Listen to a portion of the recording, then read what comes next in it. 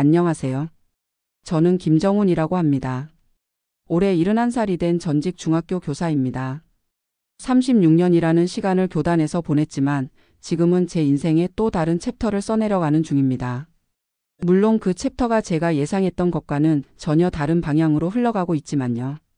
29살에 첫 발령을 받았던 그날이 아직도 생생합니다. 1983년 3월 서울 변두리 중학교 정문 앞에서 심장이 터질 듯 뛰었던 기억이 나네요. 당시 그 학교는 학생 수가 많고 문제 학생들도 있어서 신임 교사들이 꺼리는 곳이었습니다. 하지만 저는 그곳에서 30년이라는 세월을 보냈습니다. 한 학교에서만 30년, 다른 학교로 옮겨 6년을 더해 총 36년을 교직에 몸담았습니다. 처음 교단에 섰을 때 학생들의 호기심 어린 눈빛과 마주했던 순간을 잊을 수 없습니다. 국어 교사였던 저는 아이들에게 글쓰기의 즐거움을 알려주고 싶었습니다. 특히 시를 좋아해서 학생들에게 김소월, 윤동주, 정지용의 시를 많이 가르쳤지요. 수업이 끝나고 선생님, 저도 시인이 될래요라고 말하던 한 여학생의 눈빛이 아직도 선명합니다.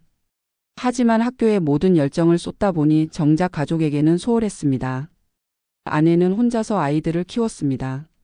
저는 방과 후 학교와 보충수업, 주말 자율학습 감독으로 늘 집에 늦게 들어갔습니다. 아이들의 운동회, 발표회에도 참석하지 못한 날이 많았지요. 한 번은 아들의 중학교 입학식 날 제가 맡은 반 학생이 사고를 쳐서 학교에 남아야 했습니다. 아내는 그럴 줄 알았다며 씁쓸하게 웃었고 저는 그저 미안하다는 말밖에 할 수 없었습니다. 교직 15년차 되던 해에 교감 승진 시험을 권유받았습니다. 동료 교사들도 김 선생은 행정 능력도 있으니 승진해야 한다고 했지만 저는 거절했습니다. 관리자가 되면 학생들과 직접 만날 시간이 줄어들 것이 두려웠습니다. 그 결정을 후회한 적은 없지만 승진했다면 퇴직 후 연금이 지금보다 많았을 것이라는 생각이 가끔 들긴 합니다. 학교에서 저는 소위 문제아들을 많이 맡았습니다. 다른 선생님들이 꺼리는 반, 특히 기초학력이 부족한 학생들이 많은 반을 자원해서 맡았지요.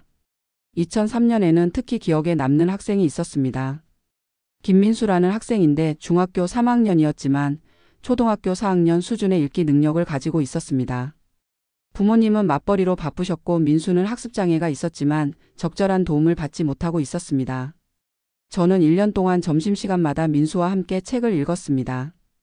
처음에는 거부했지만 점차 흥미를 느끼더니 고등학교 진학 후에도 가끔 찾아와 책 이야기를 나누곤 했습니다.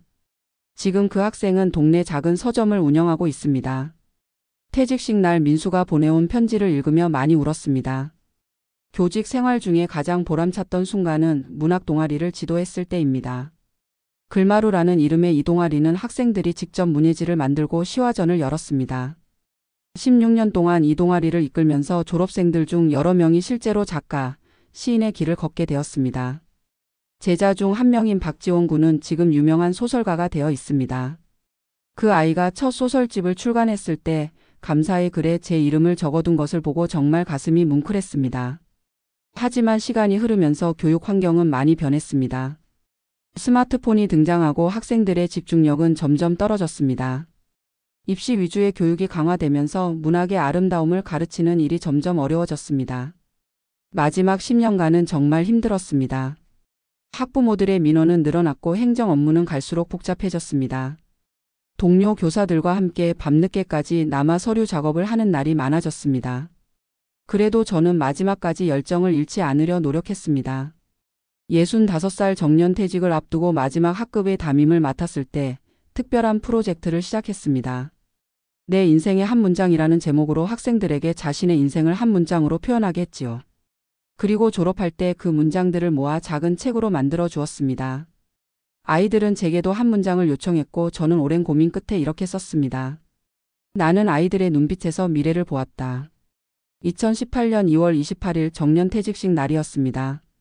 제자들이 깜짝 파티를 준비해줬습니다. 첫 제자부터 마지막 제자까지 다양한 세대의 학생들이 모였습니다. 감동적인 순간이었지만 한편으로는 묘한 공허함이 밀려왔습니다. 이제 나는 무엇을 하며 살아야 하나? 36년 동안 매일 아침 학교에 가는 것이 제 삶의 전부였는데 갑자기 그것이 사라진다는 것은 상상 이상의 상실감이었습니다. 퇴직 후 처음 몇 개월은 정말 방황했습니다. 매일 아침 6시에 일어나던 습관이 몸에 밴 저는 알람도 없이 6시에 깨곤 했습니다. 하지만 더 이상 갈 곳이 없었습니다. 처음에는 그저 늦잠을 자려고 노력했습니다. 아침 8시까지 9시까지. 점점 늦게 일어나며 하루의 시작이 무너져 갔습니다. 집에서는 텔레비전만 보며 시간을 보냈습니다. 뉴스, 다큐멘터리, 드라마. 무엇이든 틀어놓고 멍하니 바라보았습니다. 아내는 걱정스러운 눈빛으로 저를 지켜보았습니다. 정훈 씨, 이제 우리 시간이야. 함께 여행도 가고 취미생활도 해보자라고 제안했지만 저는 그저 고개만 끄덕였습니다. 실제로 움직일 에너지가 없었습니다. 가끔은 학교 근처를 배회하기도 했습니다. 하교하는 학생들을 멀리서 바라보며 그리워했지요. 한 번은 교복을 입은 학생들이 하교하는 모습을 보다가 갑자기 울음이 터져 길가에 주저앉은 적도 있었습니다. 그때 지나가던 전 동료 교사가 저를 발견하고 집까지 데려다 준 일도 있었습니다. 아내는 저를 위해 많은 것을 시도했습니다. 노인복지관의 프로그램을 알아보고 퇴직교사 모임에 가입하라고 권했습니다. 하지만 저는 그런 것들이 의미 없게 느껴졌습니다. 젊은 시절부터 꿈꿔왔던 여행도 책 읽기도 그 어떤 것도 흥미가 생기지 않았습니다. 결국 퇴직 6개월 후 저는 우울증 진단을 받았습니다. 정신과 의사는 퇴직 후 정체성 상실로 인한 적응장애와 우울증이라고 설명했습니다.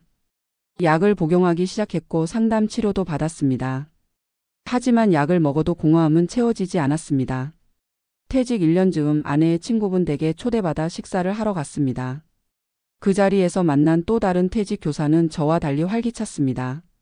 그는 퇴직 후 전국 산행을 다니며 사진을 찍고 블로그에 여행기를 올리고 있었습니다.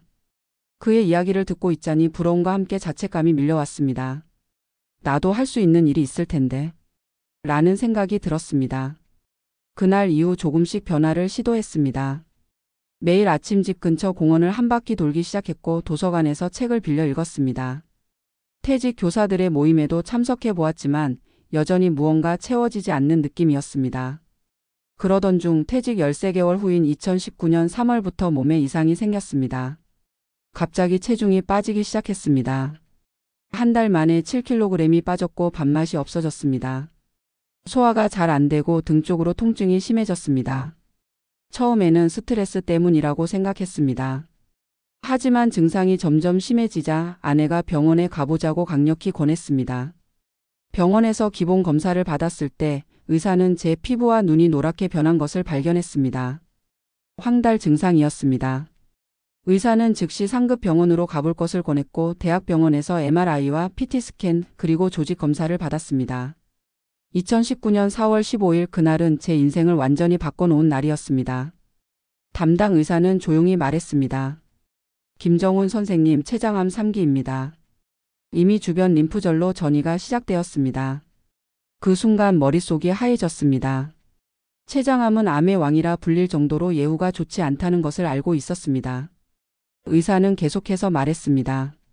적극적인 치료를 하면 1년, 길게는 2년 정도 생존할 수 있습니다. 수술은 어렵고 항암 치료와 방사선 치료를 병행하는 것이 좋겠습니다. 의사의 말이 끝났을 때 저는 예상과 달리 공포보다는 이상한 평온함을 느꼈습니다. 오히려 머릿속에 떠오른 생각은 내가 지금까지 무엇을 위해 살았나?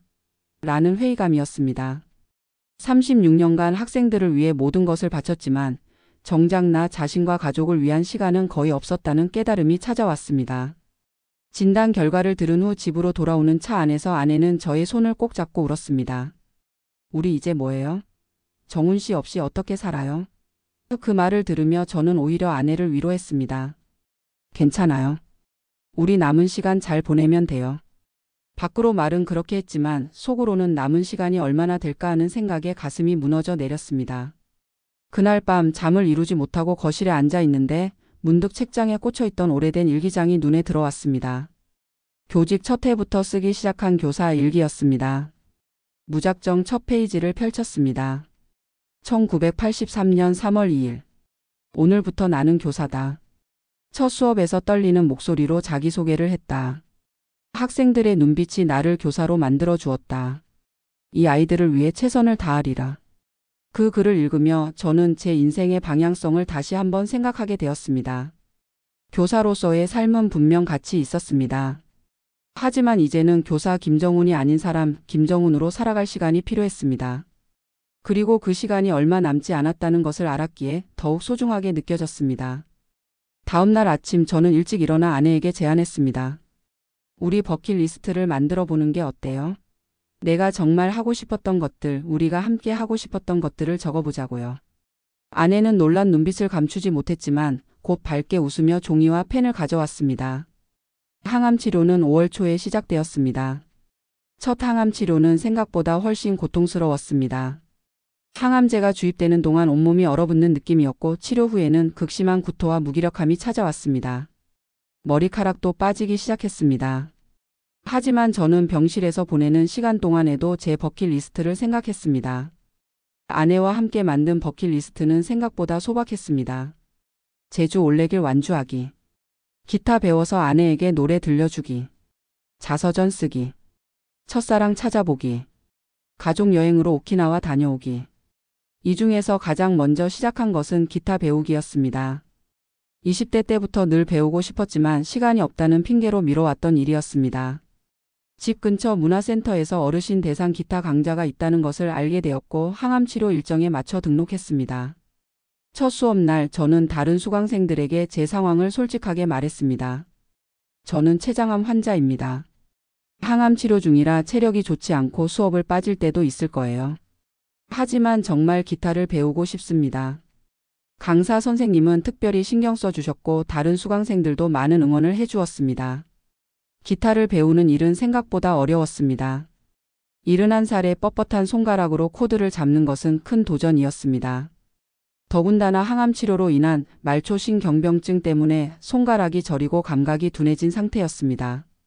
그럼에도 불구하고 매일 30분씩 연습했습니다. 손가락이 아파서 코드를 제대로 누르지 못할 때도 많았지만 포기하지 않았습니다. 항암 치료 중간에 컨디션이 나아진 시기에 저희 부부는 제주도 여행을 계획했습니다. 의사는 반대했지만 저는 고집을 부렸습니다. 이번이 아니면 또 언제 갈 수 있을지 모릅니다. 결국 의사는 응급 상황 시 대처 방법과 가까운 병원 연락처를 알려주며 조심스럽게 허락해 주었습니다. 2019년 9월 저희 부부는 제주도로 향했습니다. 올레길 완주가 목표였지만 체력적 한계로 인해 계획을 수정했습니다. 한 번에 2-3km씩 천천히 걸으며 20일에 걸쳐 올레길의 절반 정도를 완주했습니다. 완주는 못했지만 저에게는 큰 성취였습니다. 제주도의 바다를 보며 저는 문득 생각했습니다. 이런 풍경을 왜 은퇴하고 나서야 보는 거지? 교직 생활 동안 학생들을 데리고 수학여행을 여러 번 왔었지만 그때는 학생 관리에 바빠 풍경을 제대로 감상할 여유가 없었습니다. 이제야 비로소 제주도의 진짜 아름다움을 볼 수 있었습니다. 제주도에서 돌아온 후 저는 체력이 더 떨어졌습니다. 항암 치료의 부작용도 점점 심해졌습니다. 하지만 정신적으로는 오히려 더 단단해졌습니다. 버킷리스트의 다음 항목에 집중했습니다. 자서전 쓰기를 시작했습니다. 교직 36년의 경험과 만난 학생들, 그리고 교육에 대한 저의 철학을 담았습니다. 특히 소위 문제아로 낙인 찍혔던 학생들이 어떻게 변화했는지 교사로서 보람 있었던 순간들을 기록했습니다. 한 교사의 길, 그리고 마지막 수업이라는 제목으로 자비 출판을 준비하기로 했습니다. 글을 쓰는 과정에서 많은 옛 제자들과 연락을 주고받게 되었습니다. 그들 중 일부는 직접 찾아오기도 했습니다. 30년 전 제자부터 최근 제자까지 다양한 세대의 학생들을 다시 만나는 것은 큰 기쁨이었습니다. 그들은 이제 모두 어엿한 성인이 되어 있었고 각자의 자리에서 최선을 다하고 있었습니다. 버킷리스트에 있던 첫사랑 찾아보기는 아내의 허락을 받고 진행했습니다. 고등학교 시절 좋아했던 여학생을 소셜미디어를 통해 찾아보았지만 아쉽게도 연락이 닿지 않았습니다. 후에 알게 된 사실이지만 그녀는 이미 오래전에 해외로 이민을 갔다고 했습니다. 그래도 이 과정에서 옛 고등학교 동창들과 다시 연락하게 되어 반가웠습니다. 버킷리스트 중 가장 어려웠던 것은 가족여행으로 오키나와 다녀오기였습니다. 아들과 딸은 각자의 일로 바빴고 저의 건강 상태도 점점 나빠지고 있었습니다. 결국 2020년 1월 항암치료 중간에 짧은 휴식기를 이용해 4일간의 오키나와 여행을 다녀왔습니다. 오키나와 여행은 제 인생에서 가장 의미 있는 시간 중 하나였습니다. 아들, 딸과 함께 해변을 거닐고 저녁에는 오키나와 전통 음식을 먹으며 많은 이야기를 나눴습니다. 특히 마지막 날 저녁 저는 용기를 내어 아이들에게 그동안 하지 못했던 말을 했습니다. 아빠가 너희들에게 충분한 시간을 주지 못해 미안하다. 학교 일을 핑계로 너희 중요한 순간들을 놓친 것이 가장 후회된다. 아들아, 내 고등학교 졸업식에 참석하지 못했던 것, 딸아, 내 첫 발레 공연을 보지 못했던 것. 정말 미안하다. 아이들은 예상과 달리 오히려 저를 위로했습니다. 아들은 아버지는 자기 방식대로 최선을 다하셨어요. 저희는 아버지가 자랑스러워요라고 말했고 딸은 눈물을 흘리며 저를 꼭 안아주었습니다. 그 순간 제 마음속에 있던 무거운 짐이 조금은 내려진 느낌이었습니다. 오키나와에서 돌아온 후 저는 항암 치료를 계속 받았습니다. 그러나 췌장암은 계속 진행되었고 2020년 4월에는 간으로 전이가 시작되었다는 진단을 받았습니다. 의사는 이제 완화 치료에 집중해야 할 때라고 말했습니다.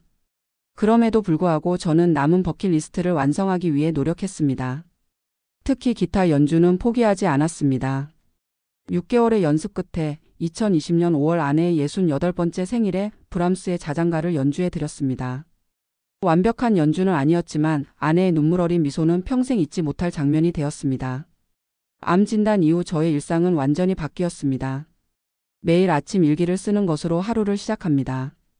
특히 오늘 감사한 것 3가지를 적는 습관을 들였습니다. 창밖 새소리, 아내가 끓여준 미역국 한 그릇, 통증 없이 잠든 밤. 이전에는 당연하게 여겼던 것들이 이제는 큰 축복으로 느껴집니다. 무엇보다 가족과의 관계가 달라졌습니다. 36년 만에 진정한 의미의 가장으로 돌아왔다고 할까요?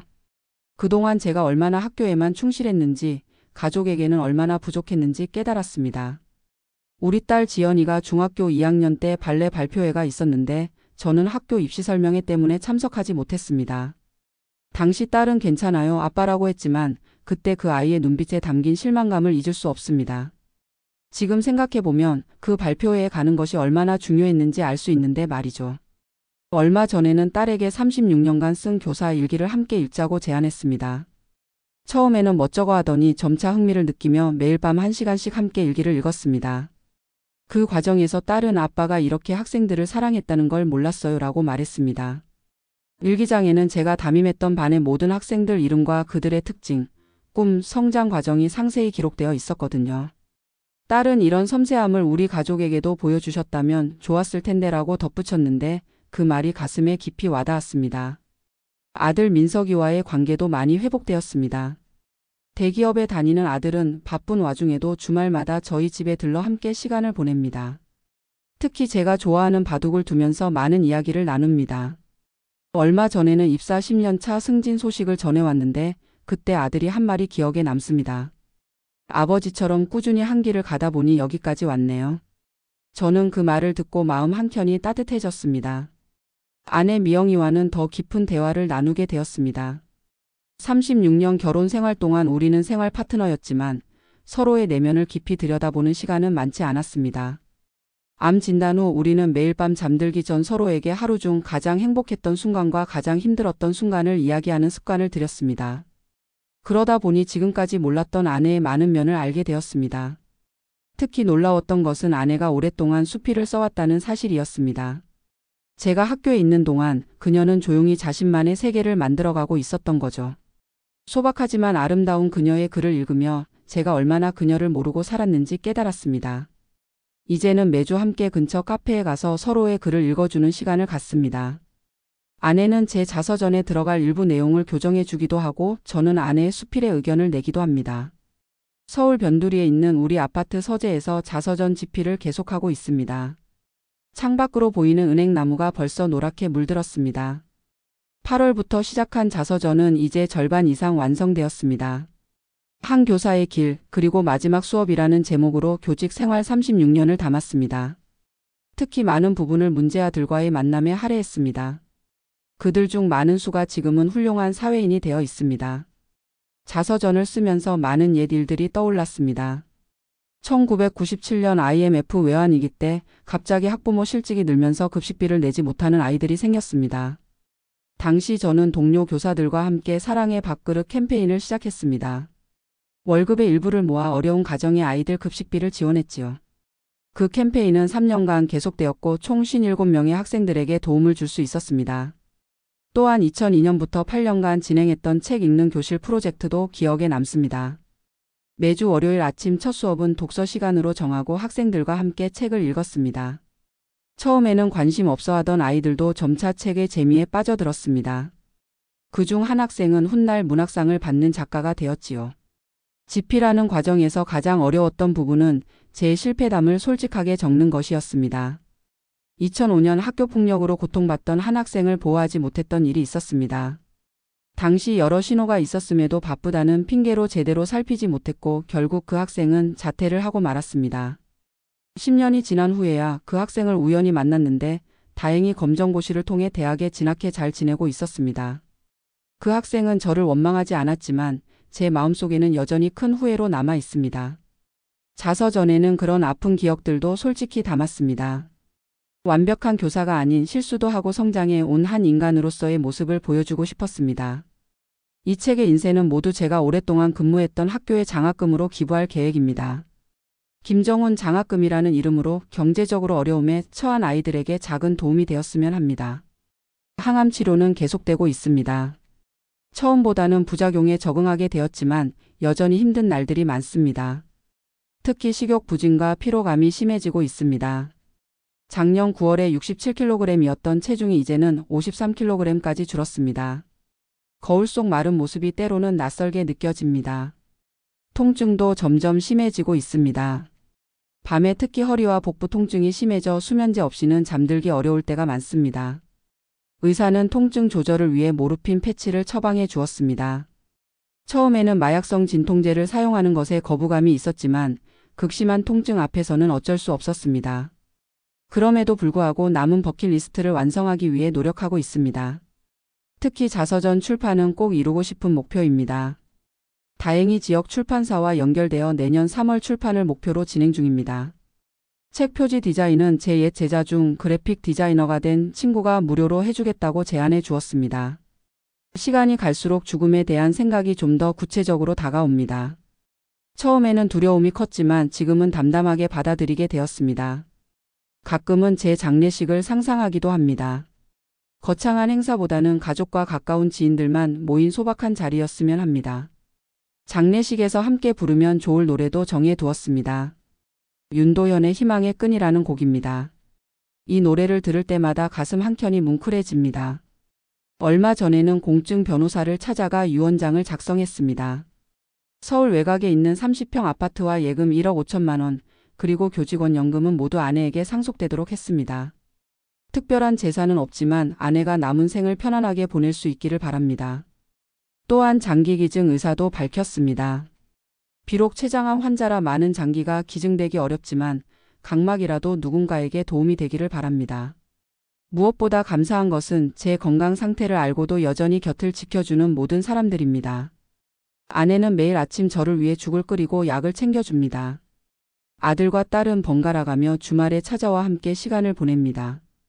옛 동료 교사들은 정기적으로 찾아와 세상 돌아가는 이야기를 들려주고 제자들은 가끔 편지와 선물을 보내옵니다. 암 진단을 받고 절망했던 순간도 있었지만 지금 돌아보면 이 시간이 제게 값진 선물이 되었습니다. 비로소 교사 김정훈이 아닌 사람 김정훈으로서의 삶을 살게 되었습니다. 36년간 학생들만 바라보던 시선을 이제는 가족과 나 자신에게 돌릴 수 있게 되었습니다.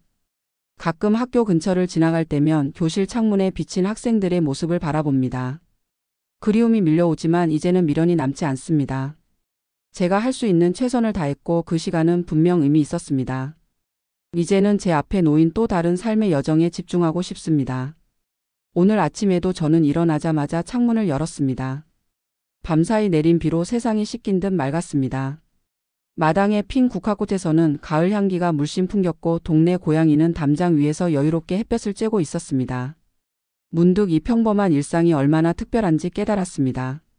항암 치료 중에도 저는 매주 월요일 아내와 함께 근처 노인복지관을 방문합니다. 그곳에서 저는 문예교실을 자원봉사로 운영하고 있습니다. 저보다 더 연세가 많으신 어르신들과 함께 시와 수필을 읽고 쓰는 시간입니다. 처음에는 체력적으로 부담이 될까봐 망설였지만 지금은 오히려 그 시간이 제게 큰 힘이 됩니다. 어르신들의 인생 이야기를 들으며 많은 것을 배우고 있습니다. 지난주에는 복지관 수강생 중 88살 할머니께서 쓰신 시가 지역 문학지에 실렸습니다. 평생 농사만 지으셨던 분인데 처음으로 자신의 글이 활자화된 것을 보고 눈물을 흘리셨습니다. 그 모습을 보며 저 역시 뭉클했습니다. 아직도 누군가에게 작은 도움이라도 줄 수 있다는 사실이 저를 살아있게 합니다. 의사는 저에게 6개월에서 1년의 시간을 주었습니다. 하지만 이제 진단 후 1년이 넘게 지났고 저는 여전히 살아있습니다. 물론 암은 계속 진행 중이지만 예상보다 천천히 진행되고 있다고 합니다. 의사는 선생님의 긍정적인 마음가짐이 도움이 되고 있다고 말합니다. 저는 그 말을 듣고 웃으며 대답했습니다. 학생들을 가르치며 인내심을 많이 길렀거든요. 통증이 심할 때도 있고 너무 피곤해 침대에서 일어나기 힘든 날도 있습니다.